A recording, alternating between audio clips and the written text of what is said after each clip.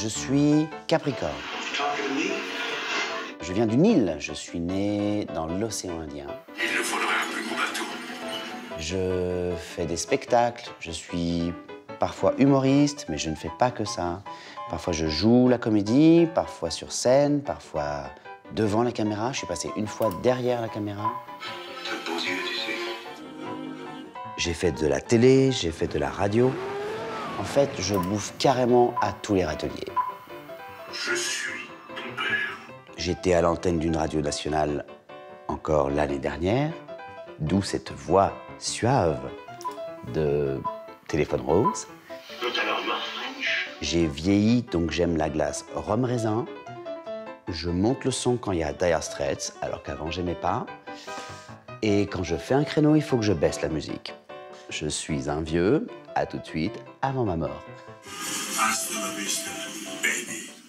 Bonjour Manu Payet. Bonjour Valérie. On est ravis de vous accueillir dans le Paris des Arts. Vous êtes en ce moment sur les planches dans un nouveau seul en scène. Nous sommes ici au Grand Rex, où a eu lieu récemment l'avant-première du dernier Astérix et Obélix dans lequel vous jouez. On va parler de toute cette actualité. Mais avant, je vous propose de visiter les coulisses de ce cinéma mythique. Est-ce que ça vous tente? Beaucoup. Bon, on y va. Énormément. Pardon. Si je suis avec vous. Ah bah, allez. Merci.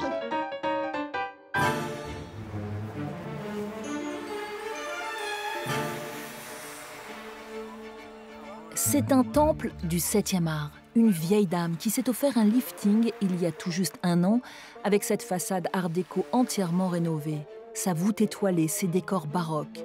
L'endroit a de quoi séduire les cinéphiles.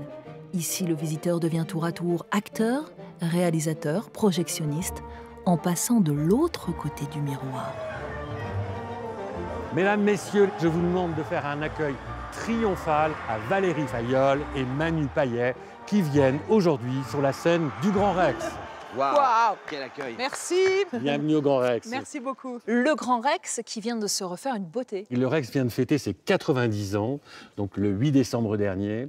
Et à cette occasion, on a fait ce qu'on appelle une statigraphie, c'est-à-dire on gratte la coque du Grand Rex pour retrouver la couleur d'origine, c'est-à-dire une couleur blanche ivoire avec des lettres dorées absolument magnifiques. Et on voit le Rex comme les gens de 1932 l'ont vu et qu'on n'avait pas vu depuis une éternité. Alors c'est plus que jamais le plus beau cinéma d'Europe. Est-ce que vous avez des souvenirs ici, Manu? Oui, j'en ai plein. J'ai notamment, parmi les derniers, du moins les plus forts, c'était l'avant-première d'Inception. Oui. Avec les acteurs qui étaient présents, le public qui était là, surbouillant, c'était une grande soirée. Évidemment, quand on dit le Grand Rex, on pense immédiatement au cinéma. C'est le temple du cinéma, mais pas que. D'autres disciplines sont également à l'honneur. Il y a environ 360 artistes mondialement connus qui se sont produits. Et des humoristes, si je peux me permettre. Ouais. Exact. Alors, qui c'est tous ces cons qui viennent à ma place? On a de la chance aujourd'hui, vous allez nous emmener en coulisses, on va pouvoir visiter. On y va? Exactement, en Allez. route. Allez. Allons-y. Bon, moi, je vous suis, hein. Vous Merci. suivez Bruno.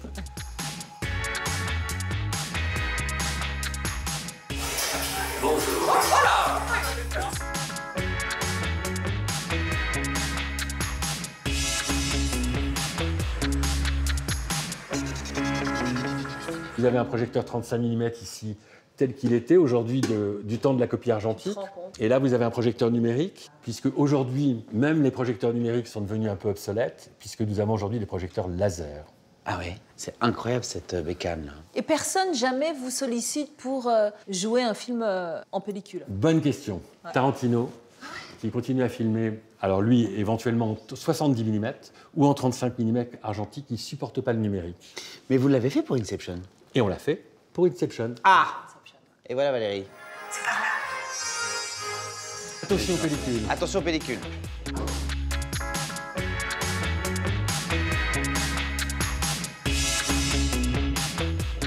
Oh là là, mon Dieu. Vous allez passer devant le micro un par un et vous lirez le texte qui s'affiche. Je suis le maître du monde! Il nous faudrait un plus gros bateau. Vous êtes sur un plateau d'effets spéciaux. Oh mon Dieu!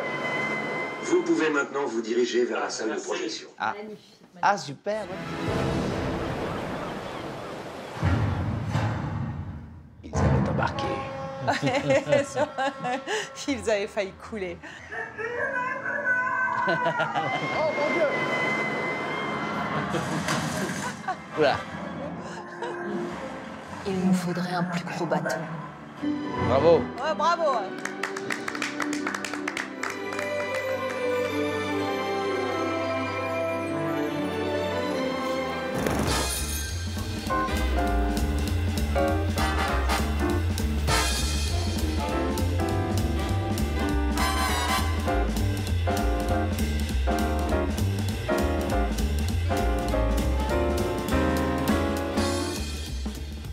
Manu Payet, quelle actu! Un nouveau seul en scène en ce moment sur les planches du Théâtre de l'Œuvre, à l'affiche du dernier Astérix et Obélix.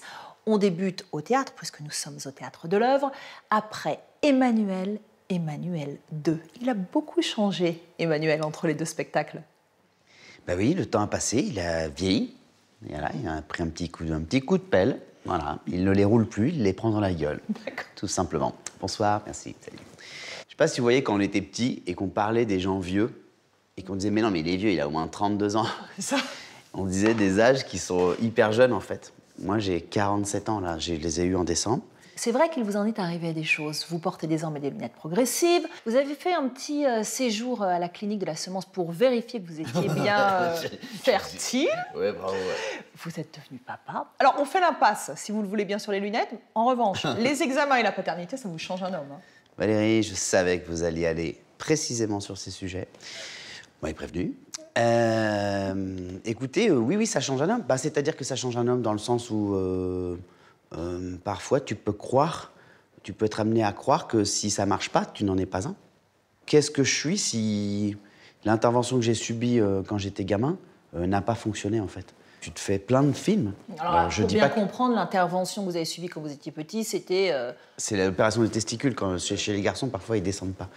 Et ils doivent descendre, en fait. Il y a toujours un petit cheminement qu'ils doivent faire. Ils doivent prouver leur volonté de descendre. Et moi, ils avaient la flemme. Bon, je fais appel à vos souvenirs à présent. Avant l'humour, avant le théâtre, avant le cinéma, il y a eu l'animation radio. Parlez-nous un petit peu de vos débuts. À la tête de la matinale la plus regardée, la plus écoutée de France à l'époque, Énergie. Comment ça s'est passé? Ah, rien, les sondages sont tombés, puis on était numéro 1. J'étais comme ça. Non, je déconne. J'ai commencé la radio par la radio, à La Réunion, et puis on est venu me chercher, il y a un patron d'Énergie qui est venu en vacances à La Réunion, qui m'a entendu à l'antenne, et puis qui est reparti avec moi dans ses valises. Et puis, je suis resté, on m'a gardé. J'ai eu un CDI, alors que j'étais venu pour 2 jours. Ça a duré 1 an ou 2 ou 3, je sais plus, de réveil très très tôt. J'en ai raté plein. D'accord. On était premier morning de France, on était... Incroyable.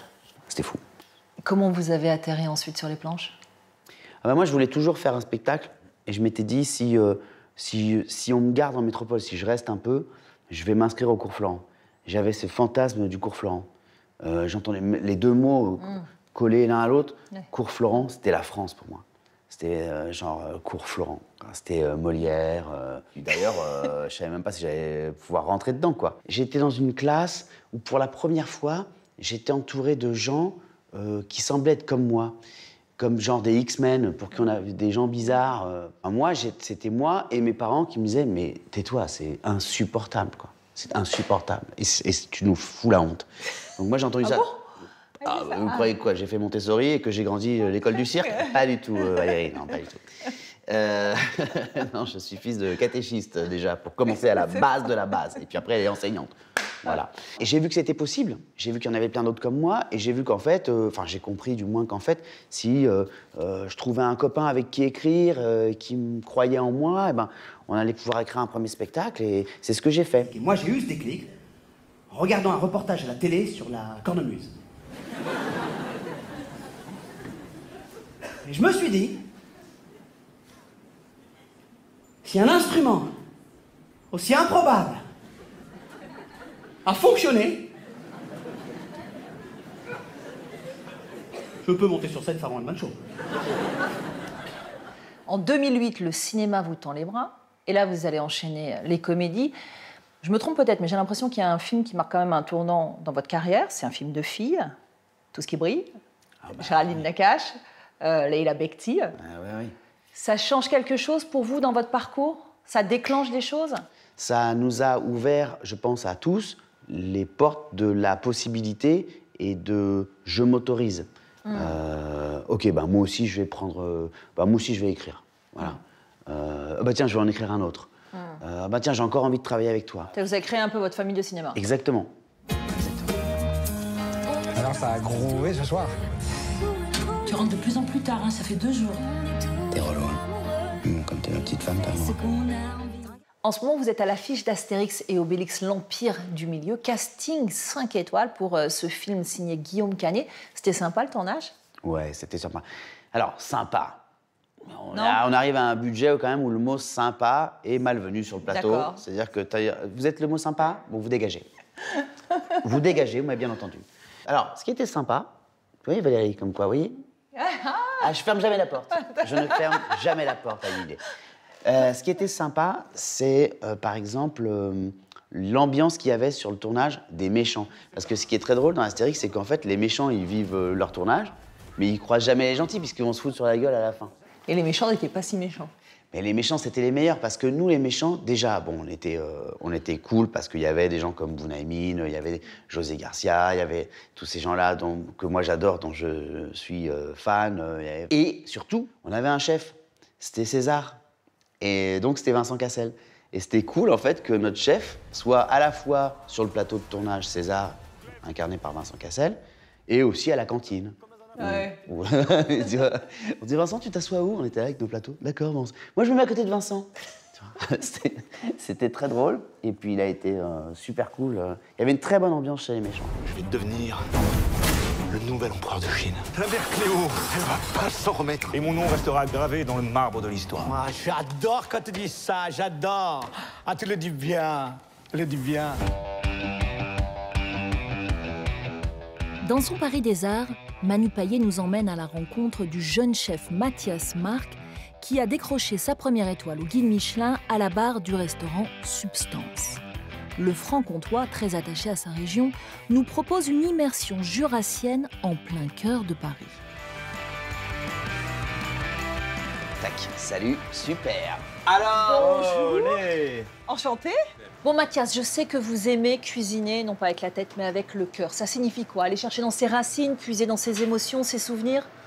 Cuisiner, je pense que c'est avant tout aimer faire plaisir. Et c'est vrai que quand on fait ce métier, généralement, on est quand même assez généreux. Et moi, ça me parle comme ça, la cuisine. C'est vraiment faire plaisir aux copains, aux amis, à la famille, recevoir et puis essayer de faire plaisir. La Franche-Comté est à l'honneur, je crois, ici.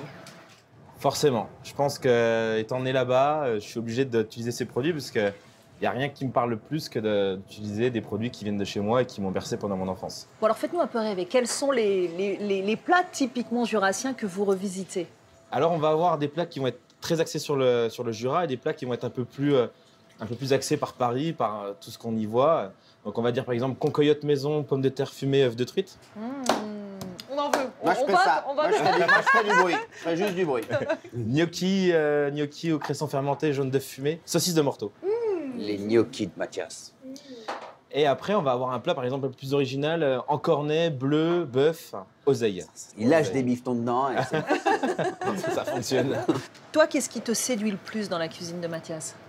Bah, c'est Mathias d'abord. C'est Mathias d'abord. C'est-à-dire que moi, ce que j'aime, ce sont ces chefs qui parlent comme ça. C'est-à-dire que j'adore écouter un chef parler parce que tu as déjà commencé un peu à goûter les trucs. C'est-à-dire qu'il nous a déjà mis en appétit. Il y a aussi chez Mathias, je trouve, je sais que tu es là, c'est un peu gênant, mais il y a une curiosité qui est importante chez un chef qui cuisine tous les jours. Important, il faut avoir à la fois la curiosité et le temps de l'avoir. Ouais. Parce que sinon, bah, tu te renouvelles pas. Or, il se passe tellement de trucs autour, lui, il regarde tout et il goûte à tout. Et c'est ça qui fait que demain, ça sera jamais comme aujourd'hui. Demain, c'est encore meilleur qu'aujourd'hui. Alors, vous présentez Substance, et là, je vous cite, comme une cuisine d'auteur et de goût. C'est ce qu'on peut lire sur la carte. C'est quoi une cuisine d'auteur? Je pense que c'est une cuisine qui est personnelle. Où on aime bien, attention dans la gastronomie, mettre quelques mots un peu pompeux. Oui, oui. Non, mais cela dit, vous êtes assez fort pour les titres, hein, parce que, attends, qu'est-ce qu'on avait vu? Ah on ouais, avait vu l'apologie des excès. Ouais, voilà. Oui. C'est-à-dire une grosse biture. C'est un entonnoir directement. D'accord. Et donc, qu'est-ce que c'est l'apologie des excès? C'est un plat qui, d'ailleurs, j'ai fait à Top Chef, où il y a 4 saveurs, trop grasses, trop sucrées, trop pimentées et trop acides. Et l'idée, c'est de montrer qu'avec du pas bon, on peut faire du bon.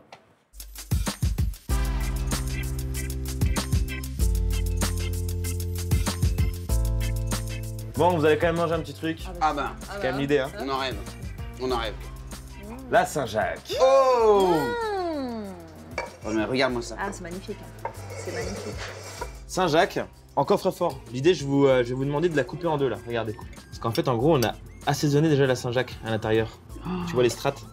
Oh là là. Avec une crème au réfort. Regarde Coque, comme c'est beau. betterave en hibiscus. Et après, on a une petite crème iodée également. Vous allez voir. C'est une balance entre réfort, iode et sucrosité de la betterave. C'est le moment où on va se quitter. Oh non. Merci Mathias.